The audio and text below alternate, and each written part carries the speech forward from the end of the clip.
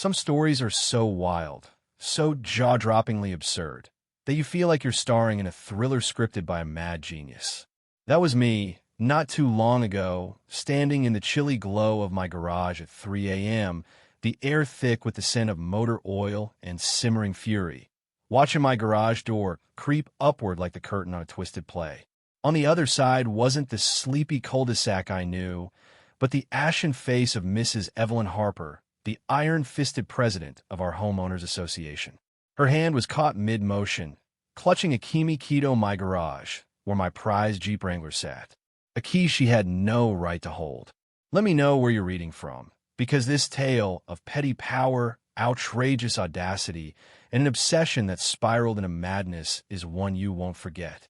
It's a saga of suburban vendettas, a stolen lock, and a showdown with 12 cops waiting in the Shadowsa story that started with something so small it's almost laughable, until it wasn't. I'm a cop, been one for 17 years. I've faced down chaos-angry drunks, desperate thieves, you name it. You grow a thick skin, learn to shrug off the noise. But nothing, not a single chase or standoff, prepared me for Evelyn Harper's brand of calculated, clipboard-wielding insanity. She wasn't just a nosy neighbor.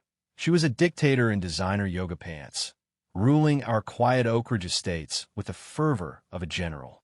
Evelyn lived 3 blocks away in a McMansion painted a shade of taupe that screamed, I judge your mailbox.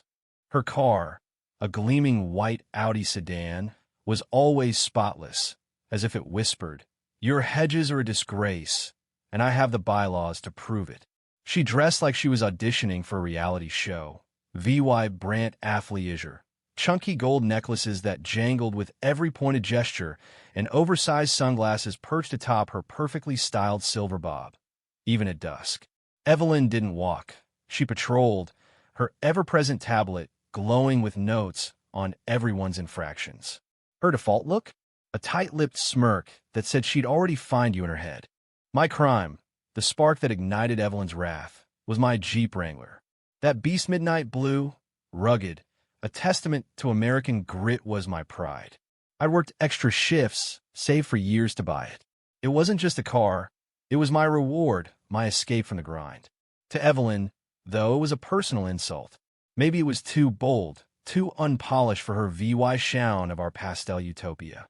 Or maybe, and this is where my gut leans, she wanted it for herself. Her envy twisting into something dark and dangerous. It began with a violation notice, crisp and official, tucked under my Jeep's wiper. Improperly parked vehicle, it read, citing a rule about aligning perfectly within driveway lines, with an exact distance from the ornamental stones edging my lawn. I measured. I was off by an inch. The fine? La 75. I paid it, muttering, thinking it was a one-time overreach. Big mistake. That notice was just the first shot in Evelyn's war. Soon, citations piled up like junk mail. My recycling bin was 2 inches too far from the curb. A potted fern on my porch was unapproved flora. My doormats, shade of navy, a violation of the community's cohesive palette. Each came with a fine, a snarky note in Evelyn's precise cursive, and sometimes a blurry photo as proof. I tried talking sense into her. I dragged myself to an HOA meeting, a mind-numbing affair where Evelyn sat on a raised chair, tapping a gavel like she was judge and jury. I laid out my case. These rules were petty. I was a good neighbor. Surely there were bigger fish to fry. She listened, her face blank, then said with a syrupy smile, rules are rules, Officer Bennett. Even you must follow them. The jab at my badge stung. The HOA bored a handful of spineless seniors and one twitchy guy who flinched when Evelyn spoke nodded like puppets. Her husband, Leonard, a weary man with the look of someone perpetually apologizing for existing, sat in the back, offering weak smiles when she glanced his way. He was her shadow, enabling her reign by never saying no. But the Jeep? That was Evelyn's fixation. She'd snipe at me when I washed it. Quite the fuel hog, isn't it? Not very eco-friendly for our sustainable community. Or, must be nice to flaunt such a statement. This from a woman whose Audi probably had its own spa day. I grin, keep scrubbing, but I noticed her car creeping past my house more often, her sunglasses glinting as she stared. It wasn't just annoying, it was creepy. After a citation for excessive windshield reflection from my GPS, I upgraded my security. I had a basic system, but I added high-def cameras with night VY sound and crystal-clear audio. One faced the driveway and garage. Another covered the side path. If Evelyn wanted to play dirty, I'd have receipts. I didn't know then that those cameras would catch a crime so bold it'd make my precinct buddies choke on their coffee. Evelyn's harassment grew weirder, more personal. One morning, I got a notice for overly glossy tires on the Jeep, claiming they posed a safety hazard by reflecting light. I stared at the paper, the HOA's letterhead mocking the lunacy, and laughed until I didn't. Beneath the absurdity was malice, a relentless focus that felt like stalking. I started documenting everything. Every fine, every snide remark, every photo. My cop instincts kicked in. If this went south, I wanted an ironclad paper trail. My partner, Mike, thought it was hilarious in a grim way. "You got a live one, Bennett," he said when I told him about the tire gloss. "But she's planning to joyride that Jeep with Leonard." We laughed, but unease gnawed at me. Evelyn's obsession wasn't normal. Then came the lock. I got home from a brutal night shift, exhausted, dreaming of my bed. I hit the garage remote, nothing. Tried again, still nothing. The remote's light blinked, but the door stayed shut. I punched my code into the keypad. Access denied. My key in the manual lock wouldn't budge. It felt wrong, like the lock had been replaced. I shone my phone's flashlight on it. The lock looked newer. No familiar scratches. My gut sank. Someone had swapped my lock. Evelyn's face flashed in my Minder campaign, her fixation on my Jeep. This was no glitch. It was sabotage. I called a locksmith I knew from side gigs. He showed up at 1 a.m., bleary but sharp. "Someone changed the cylinder," he said after inspecting it. "Clean work. They had the old key or picked it without a trace, then installed this one." He got me in and fitted a high-security lock, handing me the only keys. When the garage door rolled up, my Jeep sat there, untouched, gleaming. Relief hit, then rage. This was breaking and entering a felony.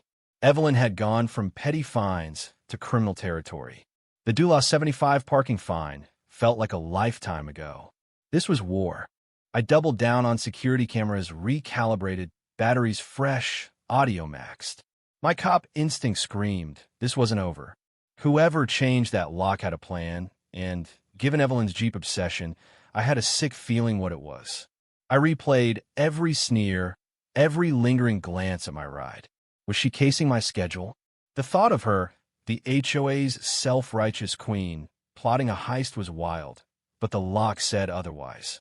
2 nights later, at the precinct, my phone pinged. Motion alert, driveway camera. My pulse spiked. I opened a feed, and there was Evelyn Harper in a neon coral tracksuit, pacing in my property line, phone to her ear, glancing at my garage. She looked wired, agitated. I checked the earlier footage. She'd strode up, then froze, like she remembered the cameras. Smarter, paranoid. But my side camera, hidden near a bush, caught gold. Its audio was pristine, and Evelyn had wandered into its range. I played the clip, heart-pounding. Her voice was smug, conspiratorial. "The locksmith bought my whole emergency repossession story," she said. A little HOA letterhead, and he handed over the new key. Said Bennett probably misplaced his. Idiot. My stomach twisted. Fraud. She went on. "He's on night shift tonight. Tommy Larson can hotwire anything, but we won't need to. I've got the key. We open the door, roll it out. I found a storage unit across town. Cash deal, no paper trail. By the time Bennett notices, it'll be gone." Her tone turned venomous. "We'll see who's king of the block. That Jeep's an eyesore. I'll report it abandoned on HOA land, claim it, or chop it for parts. Untraceable. Worth a fortune." My jaw clenched. This wasn't about aesthetics. This was grand theft auto, planned with an accomplice, fueled by spite and greed. She named the time, 3 a.m., when I'd be at work, streets empty. She thought she was untouchable. She didn't know I was listening, a grim smile spreading as I planned her downfall. I called Mike. "You won't believe what Evelyn's plotting," I said, playing the audio. He whistled. "She's lost it. The Jeep? Really? His shock turned to focus. What's the move? I wanted to sting inside my garage, catching her red-handed. But it had to be legit. I went to Captain Torres, a no-nonsense veteran who hated bullies. I laid it out. The fines, the lock, the recording. He listened, brow furrowing, then leaned back. Harper? My cousin's in your neighborhood. Calls her Empress Evelyn. She's planning a felony with letterhead? That's next level dumb. He greenlit the op, set up in your garage, Bennett. When she opens that door, she's done. But keep it tight. You're Officer Bennett, not a V.Y. Gillanty. We planned fast. 12 officers, including Sergeant Vega's tactical crew, would slip in VY on my back gate and side door. We'd hide in the garage, radio silent, ready. Charges? Attempted grand theft auto, conspiracy, unlawful entry, fraud. As night fell, I felt calm, purposeful. This wasn't just about my Jeep. It was about stopping a tyrant who thought she was above the law. My team arrived after dark. Mike, Vega, 10 others, all pros. We moved into the garage, my Jeep looming like a baited trap. We crouched in shadows, out of sight, gears subtle but serious. The wait was brutal. 2 Uhr nachts. 2:30 nachts. Every creak set us on edge. Had she bailed? Then, at 2:58 a.m., gravel crunched outside. Footsteps soft, sneaky. My heart hammered. I signaled the team. A key clicked in the lock-me lock, the one she planted. A pause, then the motor hummed, the door inching up. There she was, Evelyn Harper, lit by a street lamp, a smug grin on her face, key in hand. Beside her, Tommy Larson, a twitchy kid with a rap sheet, looked ready to bolt. Evelyn stepped forward, eyeing the Jeep. There it is, Tommy, she hissed. Ugly up close, but it'll pay Bijur. Its absence will make my day. She raised a remote stolen or universal. Her finger hovered. Evening, Evelyn, I said, stepping out, my voice ice. My team fanned out, a wall of badges. Her remote hit the floor, her grin gone, eyes wide with panic. Tommy froze, hands up, bravado gone. Officer Bennett, Evelyn squeaked, her queenly tone shattered. This is a mistake. No mistake, I said. My garage, my Jeep, and this is a bust. You're trespassing with a stolen key, here to steal my ride. She stammered. I'm HOA president. This is an inspection. At 3 a.m., with a kid who hotwires cars? The lie was pathetic. Mike flashed his badge. You're detained for conspiracy, attempted theft, and unlawful entry. Stay quiet. Evelyn's eyes darted, desperate. Leonard, he'll fix this. As if her husband could erase 12 cops. We have your confession, I said. Every word, locksmith scam, storage unit, chopping my Jeep. All recorded. She deflated, face gray. Tommy muttered, I want a lawyer. Smart kid. Handcuffs clicked. Evelyn trembled, tears falling, not regret, but self-pity. You set me up, she wailed. You did this yourself, I said. You changed my lock. Planned a theft. We just showed up for the show. Seeing Evelyn, in her coral tracksuit, cuffed and let out, was pure poetry. Neighbors peeked from windows, stunned. The Empress was dethroned. At the precinct, Evelyn unraveled. She demanded to speak to the mayor, the governor, anyone. Don't you know who I am? She shrieked. As if HOA clout trumped felony charges. Tommy spilled everything. Evelyn recruited him, promised cash, coached him on bypassing security. He swore he didn't know the full plan until it went bad. The locksmith, furious at being conned, backed us up. Charges hit hard. Attempted grand theft, conspiracy, fraud, unlawful entry. The audio was damning. Leonard bailed her out, looking like a kick dog, clueless or willfully blind. The neighborhood bust. Neighbors called, shocked, relieved. Evelyn's tyranny fines for minor infractions. Shady HOA funds had crushed many.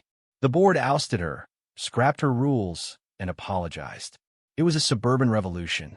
Evelyn pleaded guilty to lesser charges, attempted theft, fraud-dodging trial. She got fines, probation, community care, VYC, oh, the irony, and a restraining order. Tommy got probation for cooperating. Oak Ridge Estates relaxed. Flowers bloomed, kids left toys out, the HOA became human. My Jeep, now a legend, sat safe. I'd see Evelyn at the grocery store, her spark gone, tracksuits swapped for drab sweaters. She never met my eyes. So, that's how Evelyn Harper, drunk on HOA power and envy, tried to steal my Jeep and ran into 12 cops. It's a lesson. Even small-time tyrants fall, especially when they underestimate a cop with cameras and a knack for justice. What's the wildest HOA drama you've seen? Could anyone top Evelyn's meltdown? Should she have gotten jail time, or was probation too soft? Drop your thoughts, hit like, subscribe, and let's keep these stories rolling. Stay sharp and lock your garage.